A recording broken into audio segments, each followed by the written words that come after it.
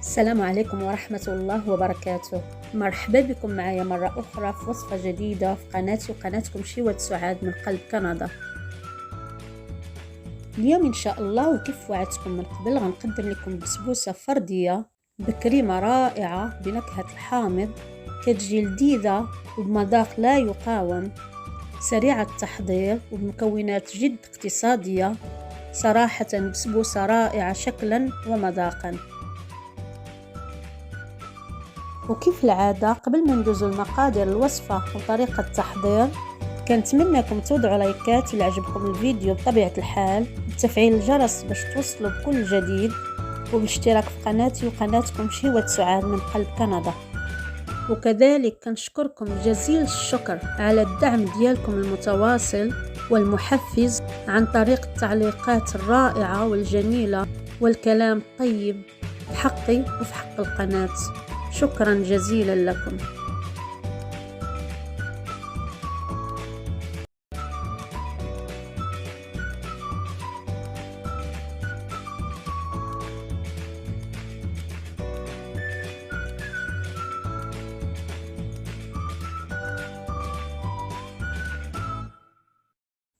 في وصفة اليوم غنحتاجوا المقادير التالية كيف كتشوفوا معايا في الفيديو: كأس كبير من السميد الرقيق، 2 بيضات، 2 معالق كبار ديال السكر سنيدة، نص كاس ديال الزيت، نص كأس ديال الحليب، 2 بيضات، كيس واحد ديال خميرة الحلويات، بالإضافة إلى قشورة الحامض محكوك واللي تقدروا تعوضوه بكيس فاني، والقليل من الملح.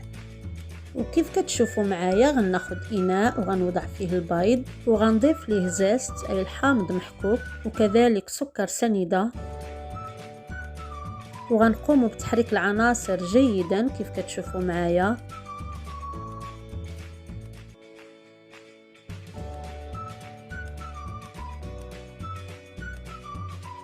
ومن بعد غنضيفوا الحليب ثم الزيت وغنستمروا في التحريك.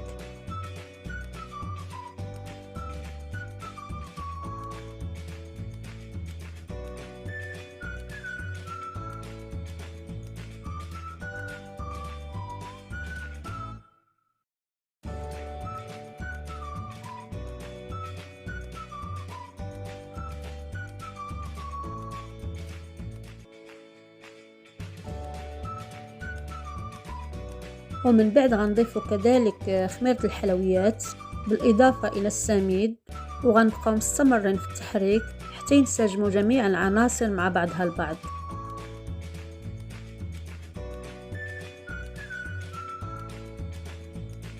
وهنا للإشارة كيف كتشوفوا معايا غنحاولوا نضيفوا السميد غير بالمهل ونحركوا جيدا باش ينسجم مع باقي العناصر، وفي التالي غنحصلوا على واحد الخليط اللي القوام ديالو كيف غتشوفوا معايا في الاخير ما يكونش ثقيل، وفي التالي نحصلوا على واحد البسبوسه هشيشه وخفيفه في نفس الوقت.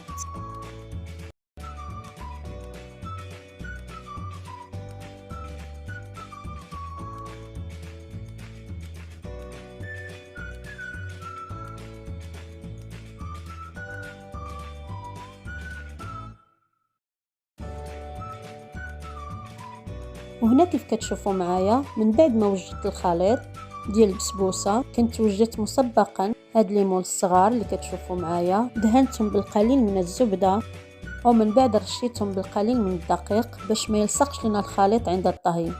وفي هاد الاثناء غنبدا نصب الخليط في المول، وضروري نحاولوا باش ما نملؤوش الليمون باش نخليو لهم مجال فين يتنفخوا ويخمروا عند الطهي.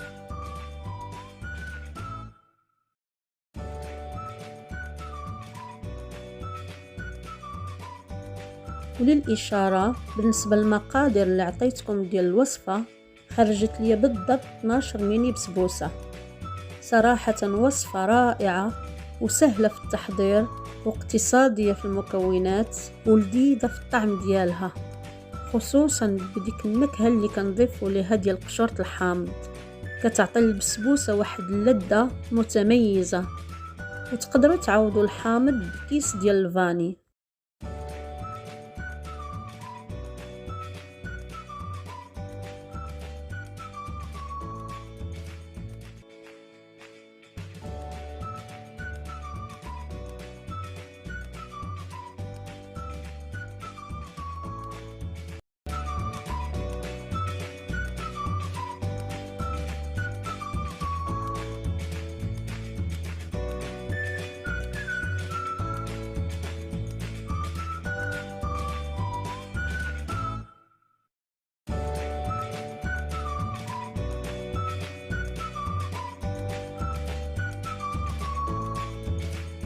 وهنا من بعد ما كملت الملء ديال الليمون غنحاولوا نرميوه في الفرن اللي كنت سخنته مسبقا، وغنتركوهم لمدة 20 دقيقة تقريبا حتى ياخذوا واحد اللون ذهبي.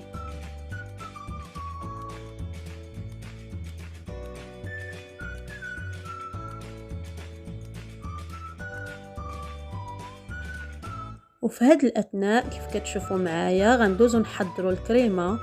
وهنا اختاريت لا كريم باتيسيير بنكهه الحامض، واللي احتاجيت فيها 2 معالق كبار ديال بودره الكريمه و3 المعالق كبار ديال السكر سنيده، بالاضافه الى كأس كبير ديال الحليب.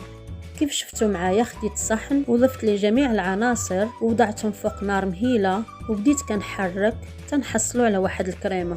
ومن بعد غنوجد السيرو باش نسقي به البسبوسه من الفوق، واللي احتاجيت فيه 2 كيسان ديال سنيده من قياس العنبه وكأس ديال الماء كذلك بنفس القياس، وضفت لهم واحد القطعه صغيره من الحامض وتركتهم فوق نار مهيله لمده 10 دقائق.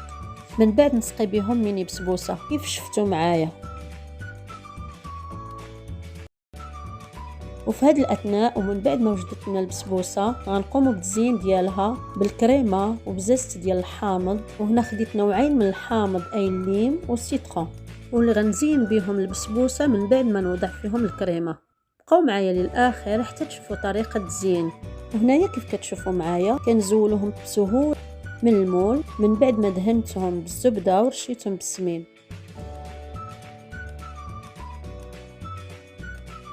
هنايا غناخذ ميني بسبوسه وغادي نقلبها على الوجه الاخر وغنحاول نملأها بالكريمه بالكميه اللي غتكفينا، ومن بعد غنقوم بالتزيين ديالها بالقشور ديال الحامض. وبقاو معايا للاخر حتى نكمل الكميه المتبقيه عندي من البسبوسه، وتشوفوا معايا كذلك طريقه تزيين وتقديم وصفه اليوم اللي صراحه وصفه رائعه في الشكل ديالها وكذلك في المذاق.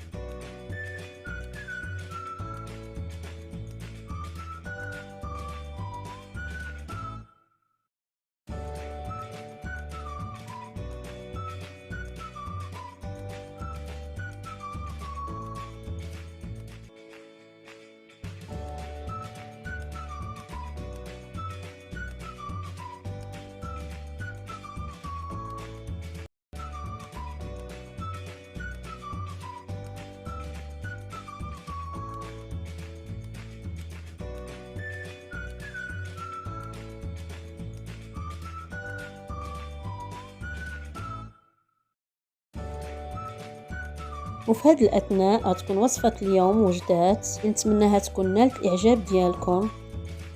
وصفة رائعة شكلا ومذاقا، وصفة اقتصادية وفي المتناول، كتجي خفيفة ورطبة وكذلك لذيذة في المذاق. وصفة اليوم تستحق التجربة، وكالعادة ما تنسونيش من وضع لايكات إذا عجبتكم وصفة اليوم، وبتفعيل الجرس باش توصلوا بكل جديد، وكذلك الاشتراك في قناتي قناة شيوات سعاد من قلب كندا.